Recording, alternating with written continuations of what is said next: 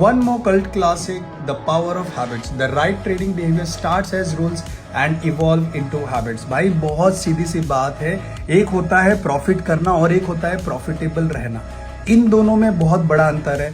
Late me tell you very straight.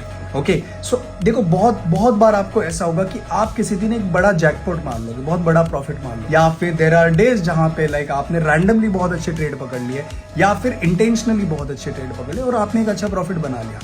उस trade को हम प्रॉफिट कह सकते हैं, उस डे को हम प्रॉफिट कह सकते हैं. लेकिन अगर वो डे आप रिपीट नहीं कर पा रहे हो तो फिर आप प्रॉफिटेबल नहीं हो, आप उसे प्रॉफिटेबिलिटी नहीं बोल सकते.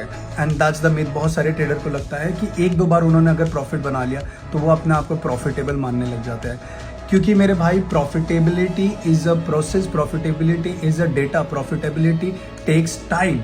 आपके पास एटलीस्ट 1 ईयर का प्रॉफिटेबल होने का डेटा होना चाहिए कि भाई मैंने लास्ट 1 ईयर में पिछले 12 महीने से 6 महीना 8 महीना कंसिस्टेंटली इतना मेरा डेटा है, maintain data, and I am profitable.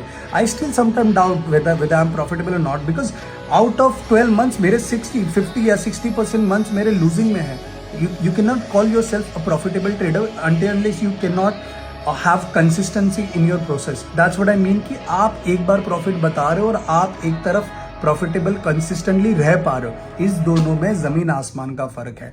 अब अगर आपका प्रॉफिट $100 या $50 या $10 भी क्यों ना हो, दैट डजंट मैटर, क्योंकि छोटा अमाउंट कल को बड़ा हो सकता है, बट कंसिस्टेंसी है या नहीं वो सबसे ज्यादा मैटर करती है.